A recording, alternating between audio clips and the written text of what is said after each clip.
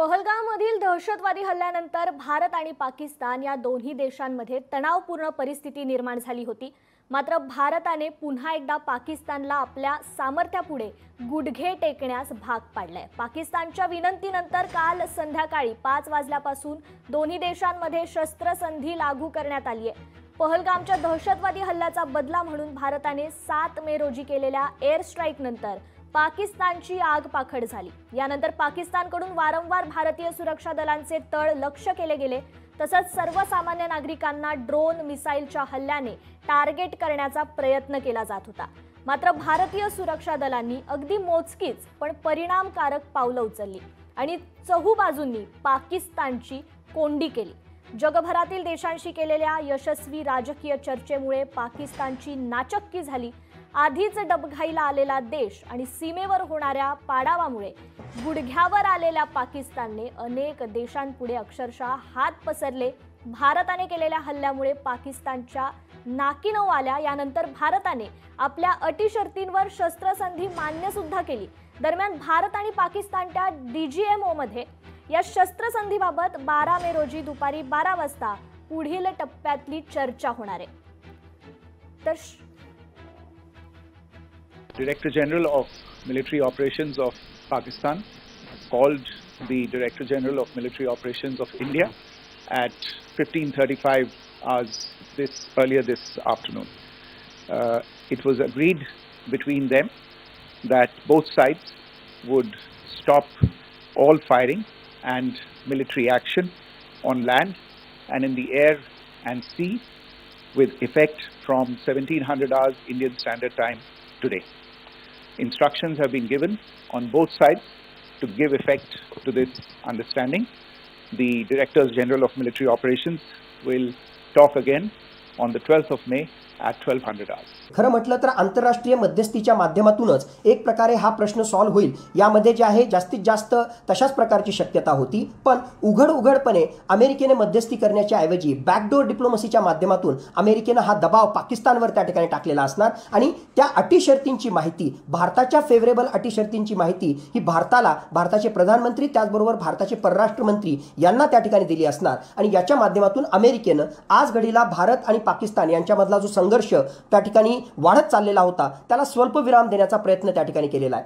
वर करणी जरी दिसत असलं की अमेरिकेने या ठिकाणी मध्यस्थीची भूमिका त्या ठिकाणी बजावली, नक्कीच महत्त्वाची भूमिका त्या ठिकाणी आहे, पण पाकिस्तानला फेस सेव्हर हवा होता। भारताच्या आक्रमक रणनीतीपुढे पाकिस्तानला जर वाचायचं असेल तर कुठे ना कुठेतरी अशा प्रकारे मध्यस्थीची गरज होती। म्हणून अमेरिकेनं इनडायरेक्टली पाकिस्तानला त्या ठिकाणी मदत केली आणि त्याहून महत्त्वाचं एक प्रकारे अटी शर्ती पाकिस्तानवर लादल्यामुळे दहशतवादाच्या लढाईमध्ये एक प्रकारे भारताला सुद्धा बळ मिळालं। भारतीय सैन्याचे इंडियन आर्मीचे जे DGMO आहे, director general of military operations आहे, त्यांना फोन केला की आम्ही युद्ध म्हणजे सीज फायर करता तयार आहोत। याची 2 मोठी कारणं होती।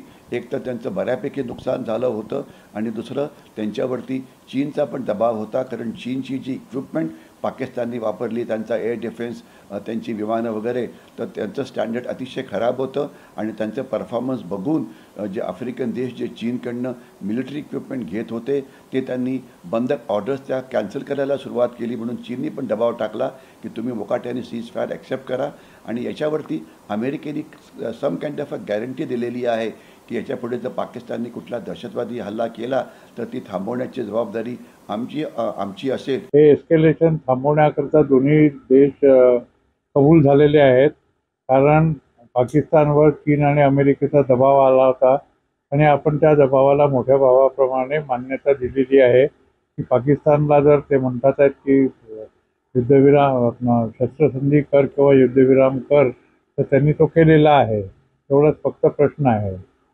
पण हे एक चांगली गोष्ट झालेली आहे, कारण जर खरंच युद्ध झालं असतं आणि त्या येत्या 1-2 दिवसात झालं असतं, कारण एस्केलेशनची 5वी स्टेज आपण काल पोचलेलो होतो।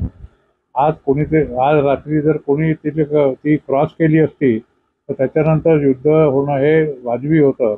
उसका स्वागत करते हैं। सीज फायर होना चाहिए था, क्योंकि जो आम आदमी है, मासूम लोग हैं, वही बेचारे मारे जाते हैं। लेकिन पाकिस्तान को ये सोचना चाहिए कि इसकी वजह क्या, ये लड़ाई की वजह क्या थी।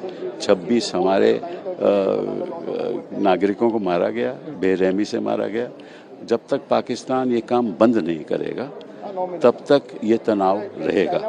और सीज़ फायर हुआ है, अच्छी बात है, लेकिन आगे से इस किस्म की घटना नहीं होनी चाहिए। दोनों तरफ से हर फायरिंग और मिलिट्री एक्शन को ख़त्म करेंगे, बी इट ऑन लैंड, एयर और सी, और 5 बजे से ये लागू हुआ।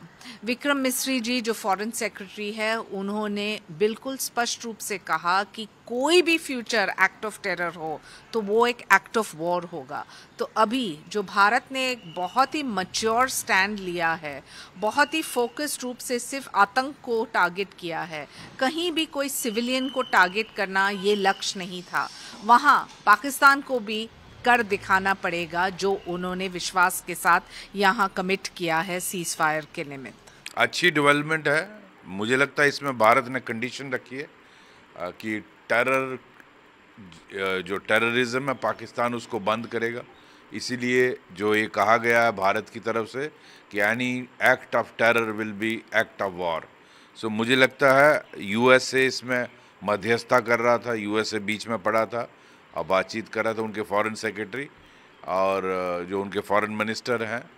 तो इसीलिए वो एग्रीमेंट हुआ है।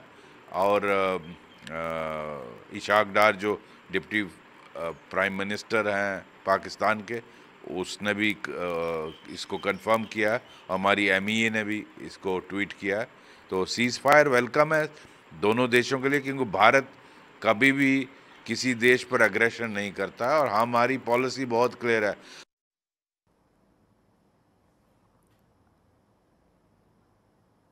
तर आता शस्त्रसंधी म्हणजे नेमकं काय, ग्राफिक्सच्या माध्यमातून समजून घेऊयात। शस्त्रसंधी म्हणजे 2 देशांमध्ये लढाई थांबवण्यासाठी केलेला करार। 2 देशांमधला हा करार कायमचा किंवा तात्पुरता असू शकतो। दोन्ही देशांनी एकमेकांविरोधात शस्त्राचा वापर करायचा नाही। शस्त्रसंधी दरम्यान दोन्ही देशांनी सामंजस्याने केलेला हा करार असतो।